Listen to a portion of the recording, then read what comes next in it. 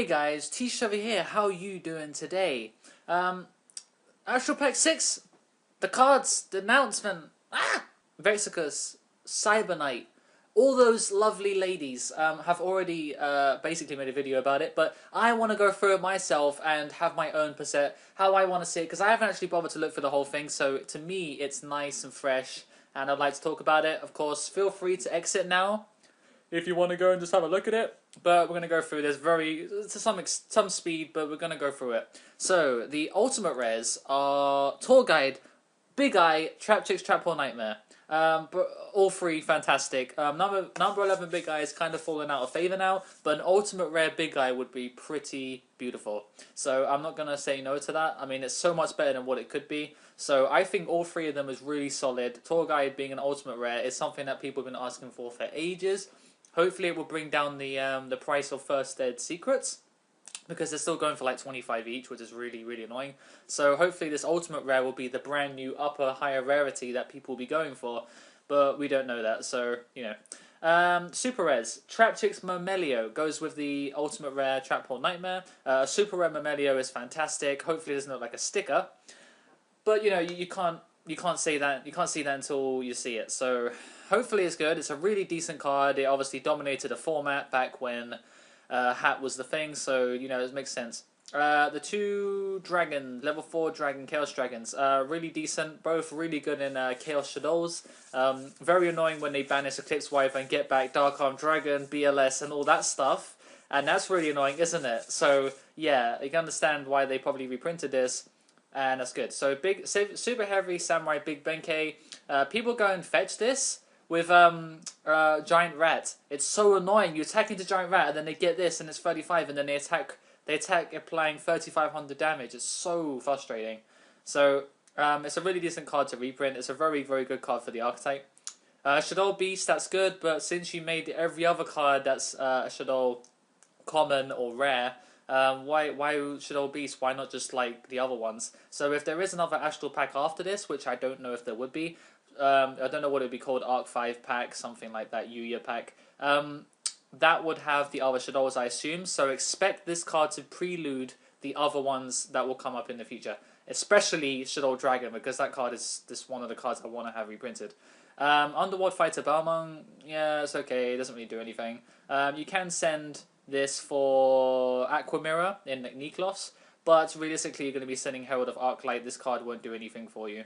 Rhapsody Berserk as a super, really, really cool. I like that it's a rare, so it's really cheap to get hold of, and it really spiked up in playability. But the card is just really good in general, and I'm really, really glad that they kind of bothered to have a look at it and go, actually, people are playing this card. Oh, it's a Hell Knights player. Oh, loads of these rank 4 decks play it, so might as well, why not? This is the flagship. The card which everyone was hoping to get reprinted very shortly, and as a super rare. So if you pull this card from your Astral pack, you basically make back your entry, right? I feel like this whole, this Astral pack itself is pretty mediocre. It's okay. I like some of the things. Some of them are not that great. Like, I couldn't care for some of these, really. But, you know, Summoner's Art basically sells it. I'm glad they didn't make it an ultimate rare. I'm really glad that they just kept it super. This makes Cleave Thoughts obviously much more cheaper to play, which is fantastic. And also it helps other basically normalish decks. I mean, there's going to be that normal Pendulum deck which is coming out. Like the Secrets of Eternity promo card will be a level 4 Beast Warrior type Pendulum monster. So it's stuff like that that really helps that kind of deck out, and this guy, Summoner's Art, goes and gets you Dragonhorn Hunter and all that stuff. So Summoner's Art has a lot of versatility, and it's really glad that I'm really glad they're reprinting it, especially if they're going to bring out more normal Pendulum monsters, so this card can really help you with that.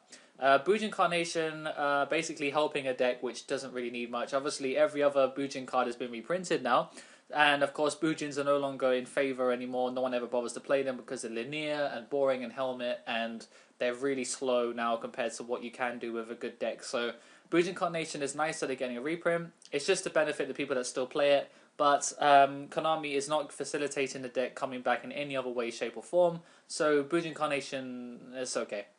Infernity Break, why are you doing this? You've already beaten up Infernities enough, haven't you? Let's be honest. These other cards are obligatory reprints from the OCG, which is fine because, you know, they're really, really cool.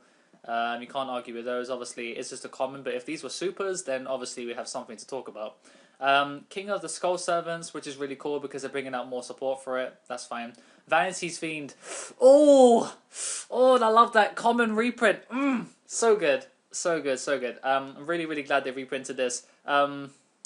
Really, really good out to Cleaforts, and it's just really strong. And including this, I know for a fact that they've reprinted Monarch Stormforth as a common as well, so that's really good. Vandal Gion doesn't really do anything, but the card is pretty solid if you have a really decent counter trap for it.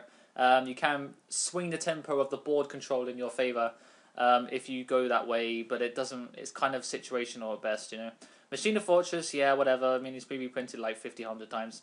Man-Eating Black Shark. If that is the actual TCG name for it, I might actually collect it, because then it will be Man-Eating African American Shark, and I'll just keep using that as a joke, and then, oh, you actually get to use the other three, so if you collect the other three, then you get to make it. That's really cool.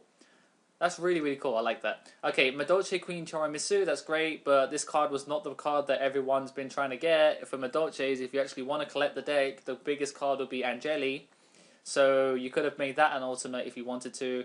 But this card is so easy to get hold of, and they could have picked any other generic rank 4 to put in his place, and it would have probably sold the set a lot better. But, you know, an Xyz as a common, you can't argue with that. Nobleman of Crossout, yeah, pretty good. Doesn't do much at the moment because it's just kind of not doing much. Thunder Crash is okay, not really that great. Don't know why it's being reprinted. I guess there was a reason for it in the meta, the upcoming meta, but I don't understand that. So if you know about this, comment down below and tell me, please. As I said, Monarch Stormforth, it couples with your Vanity's Fiend.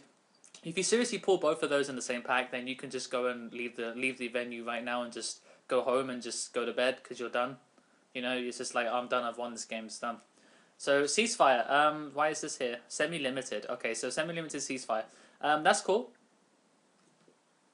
Burn, it's fine. Royal Command, that's fine. Oh yeah, they reprinted this to errata the card. So flip monsters' effects cannot be activated, also their effects are negated. So it actually negates the entire card. Fantastic. So any monster that has a flip effect and an included effect as well that isn't part of its flip effect, like Shadow's, it will negate the entire thing. So that's really, really cool. And Curse Seal the Forbidden Spell to basically stop Cleaforts. So a lot of these cards have been actually thought about, and I really like that. Some of these cards are okay, just fillers, but ultimately I think it's a really nice Astral pack to go to a venue, you know, collect a couple of these, open them up, and you crack open a Vanity's Fiend, a Summoner's Art.